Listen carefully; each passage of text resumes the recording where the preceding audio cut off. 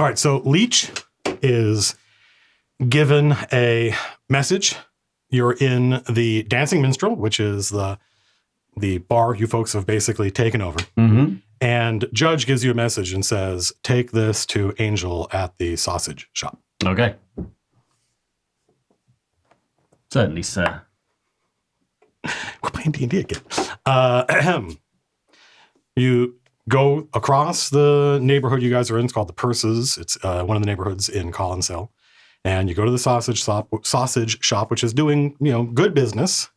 And you recognize one of the folks in the chain, and you deliver the letter. And on the way back to the Dancing Minstrel, you go through a square, like where several different streets intersect, and there's a memorial in the middle of it. And it's like a small park. There's a fountain, and there are tables all through it. There are places to eat nearby, and there are people playing a game called Sheer, which to our eyes would look like chess. Mm.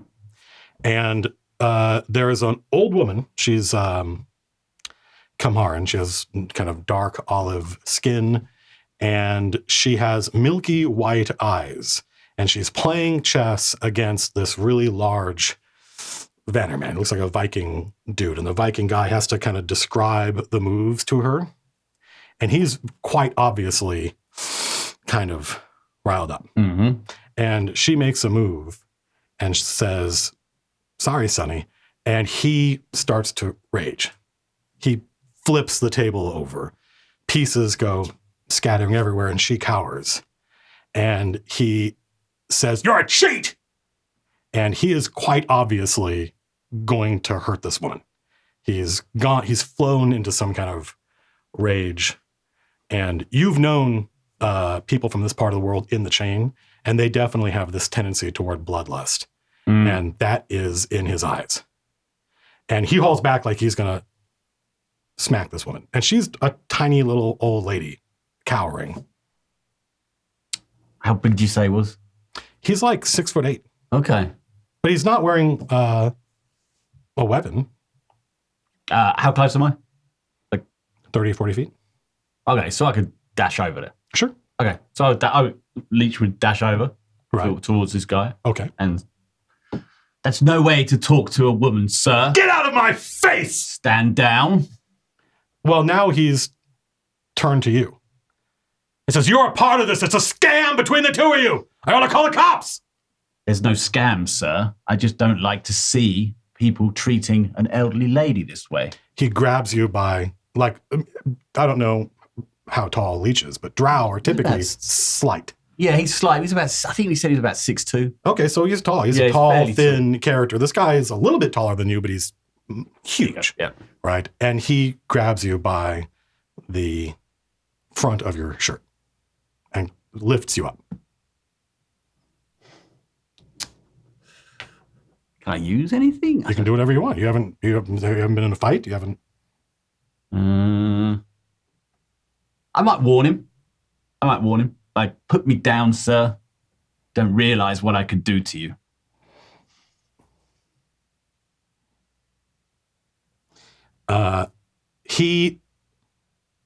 The cops start coming up. They see that there is a kerfuffle, and two watch officers approach. And the woman is cowering. And at this point, the Vanderman starts to calm down, and he realizes that people are watching. Mm-hmm. Right? And he puts you down. And he tries to make with the cops like there's some kind of argument happen that like you two are, it's a con job. And obviously there were some stakes they were playing for. Some of the people who play Sheer here play for money. Mm-hmm. And he's lost. And he doesn't want to pay up. And he thinks that you guys are running some kind of con job. And the two watchmen that show up just want an explanation, right? Okay. They're trying to de-escalate everything. And one of them turns to you and says, it's a con job. What do you say? There's no con job here at all. I was walking through the square and I saw this gentleman threaten this lady here. I came over to appease the situation. The Vanderman says that this woman she's cheating at chess, that she's... Why do you assume she cheats? Because you lost? One of the watchmen notices your seal, the prince's seal, and says, "Oh, I'm sorry, sir. I didn't recognize you. Sorry." And then he turns to the entire tenor of the conversation changes. And the cops now focus their attention on the Vannerman and say, our senior officer here says that, and now he's like, "Oh, you're all in it. You're all in it." And one of the one that didn't recognize you arrests the Vannerman, right? And he doesn't put up a fight. He's furious, but he doesn't want to, make things worse for himself. And so that watchman leads the Vannerman away in cuffs, and he's kind of, making like he's going to do something, but he's going with the guy. Mm-hmm. And the other officer sees that your shirt is all, and he wants to straighten it out. He's like, "I'm sorry, sir. I'm sorry. It's fine. I can care for myself." He's like, "Well, I just want to let you know that speaking for the boys down at the watch house, what with all this talk of war going on, we sleep a lot easier knowing the chain of Acheron is on our side." You're wise to. We are here.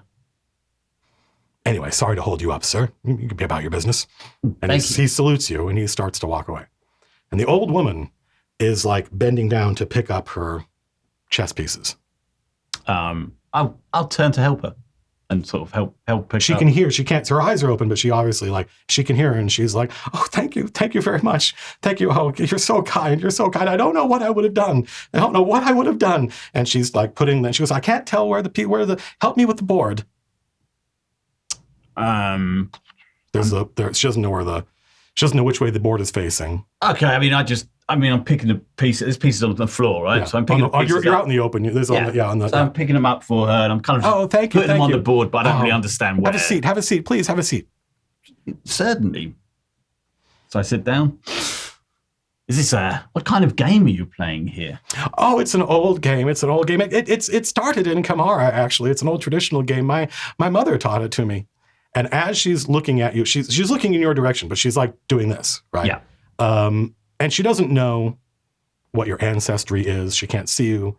And she's describing how, this is an ancient game and it's played around the world. And suddenly she stops talking. And the milky fluid in her eyes drains. And for a moment, you see her natural brown eyes. And she blinks, and then her eyes flash over and become solid sapphire.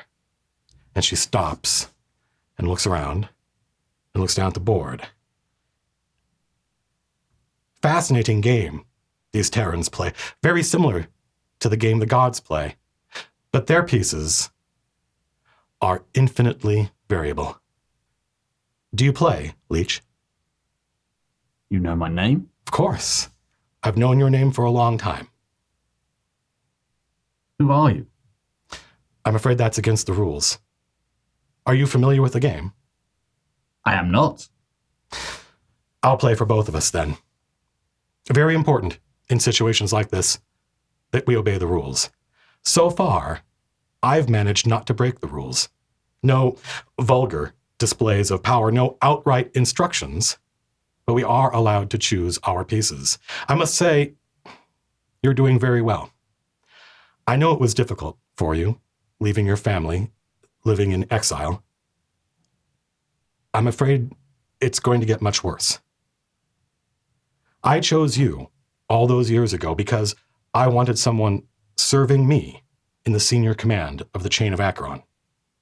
You see, I chose you for a purpose. For the same reason I created the sapphire sky.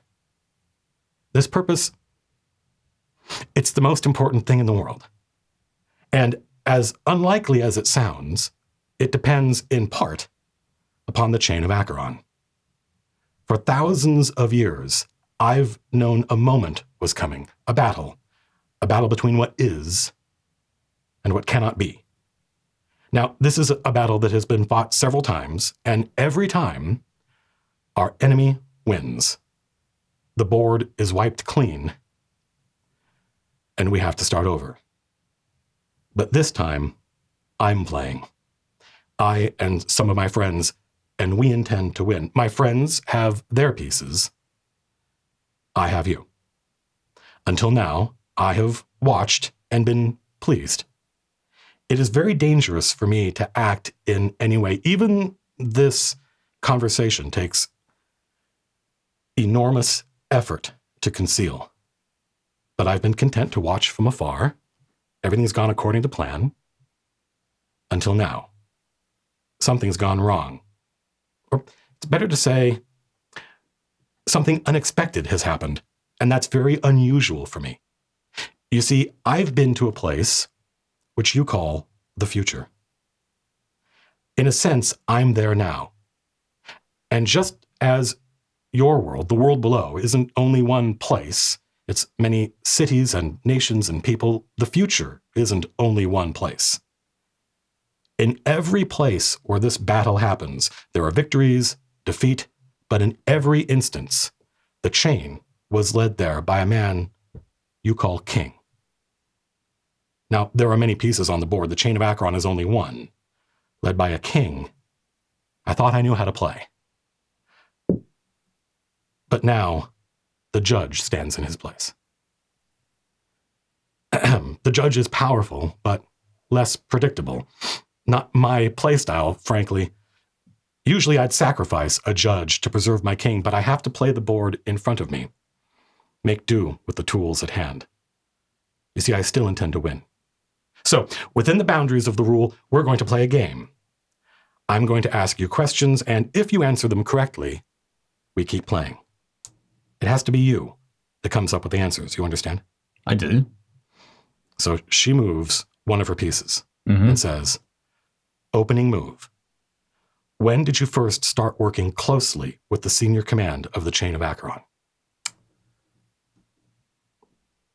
I first started closely working with them when they needed a drow to take them to the Underdark, the senior commanders. Very good. Very good. Here, let me. And she spins the board around and moves one of your pieces. And then she spins the board back around. Now, and she moves one of her pieces. What was it the chain was supposed to do down there? We were retrieving a crown from the Lord of Madness to return to... What was that name of that lawyer?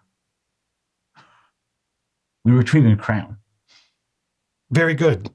A very strong opening. She turns the board around and moves another one of your pieces, turns the board back around and moves one of her pieces and says, now, how exactly did you recover this item? We went to the Isle of Madness. We went into the Lord of Madness's lair. He was playing amazing mind tricks on us, but we were cunning enough to see through them. And actually, finally, the crown was retrieved by my imp, OD. And we made quick our escape before the Lord of Madness ascended. Who did your imp steal the crown from? It was from, that was like a mummy, but it was an illusion. It was an illusion of another man. His name escapes me right now. He was the husband of the dead lady, I believe. That's unfortunate. I can't do everything for you. You know, you have to do some of the legwork yourself. I understand. There's a lot of things have happened since then. Well, You've been through a lot. Yes, my mind sometimes. But you answered to the best of your ability. What you said was accurate. She turns the board around and says, but you lose one of your pieces, and removes a piece from the board. And she turns it back around and she makes a move and says, now, Ringwell. I am familiar. What is it? It's a dungeon where many artifacts are kept, have been kept, locked away from getting into the wrong hands. Close enough. Close enough. I think we can agree. Who are you talking to? Who can? I'm afraid I ask the questions. If only you knew how to play. What would you describe as its most prominent features? The design, the architecture. It's always circular. Well, that's accurate, she says. She turns the board around, makes a move, then turns it back and makes another move. Is there anything else you can think of, besides the circular nature of the design, that is notable about Ringwell? Any of its features that stand out to you?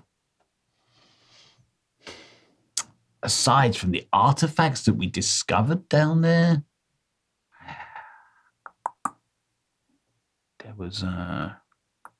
there are some rooms which are fortified, different materials on the walls to stop things escaping. Things where holes were once, they suddenly disappear. It was hard to find. It's not meant to be found. It was well hidden. How are the pieces within guarded?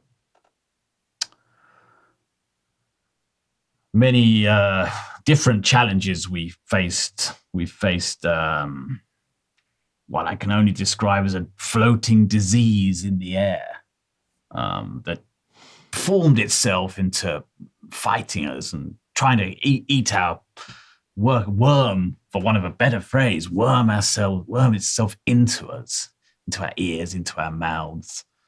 That's just one of the things. There were mists, vampiric mists that formed. One of them held me captive for a number of hours before I was managed to be freed. There are lots of different, I would almost call them traps there. I'm sorry, she says, moves one of her pieces and says, ambush. Now, the game isn't over. Let me ask another way. Are you free to move through Ringwell? Yes. We can move through the areas we have opened. Oh, what about the other areas? She says, and she's looking around as though hoping no one's hearing. I look around as well. What about the other areas, Leech? Think carefully. Are you free to move through Ringwell? No, we can't get through it yet, can we? Sorry, that was OD. Put my glasses back up. We have not opened every avenue that we've discovered in Ringwell. Are there avenues in Ringwell? Wow. Doors, barriers, whatever you might say. Very good, she says, and turns the board around, moves one of your pieces, and says, counter ambush. Turns the board back around.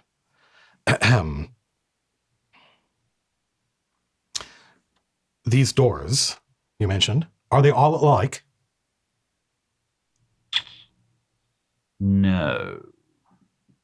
Don't believe they're all alike. Some have seals on them. Wards, if I remember correctly. These sealed doors, what happens when you try to open one? I attempted to open one and had the misfortune again. We had to fight a guard that once I tried to open it, I didn't have the correct way to do it. I put my hand in and we had to fight our way through. And you had to fight? What did you have to fight? What was that thing called? In your own words, Leech. Imagine fighting a giant clock. Ah, my son, how far you've come. Now we enter the endgame. This is the final move. Think carefully. It will win or lose you the game. Who or what, in your opinion, is the greatest threat to the chain of Acheron right now?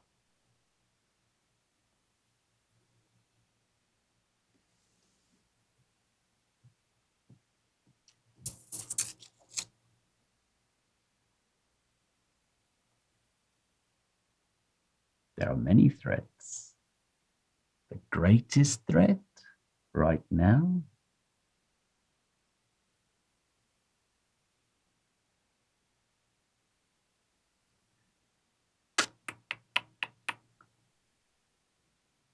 Ajax. And that covers quite a lot. He has many allies. Could you be more specific?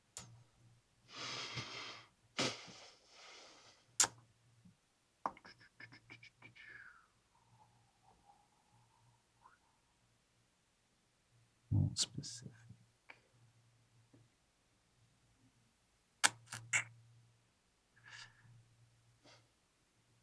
I'm unsure.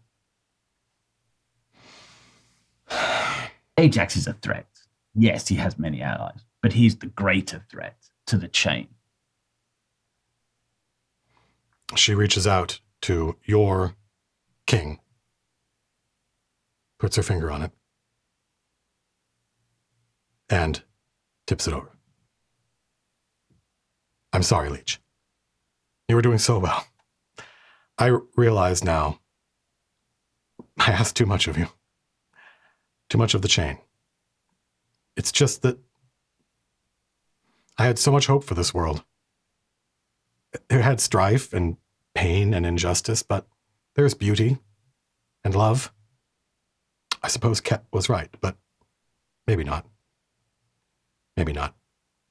The real game is yet to begin. If you knew the answer, what do you want from me? Goodbye, Leech. And the old Kimharan woman's eyeballs go from sapphire blue back to her normal brown. And then they fill back up and become this thick, milky film covers them. And she gasps and is like, for a moment, I thought, forgive me. Thank you very much for helping me. I baked some muffins for lunch. Would you like them? Please, you can take them. Here, share them with your friends. And she hands you a basket. I'd be delighted.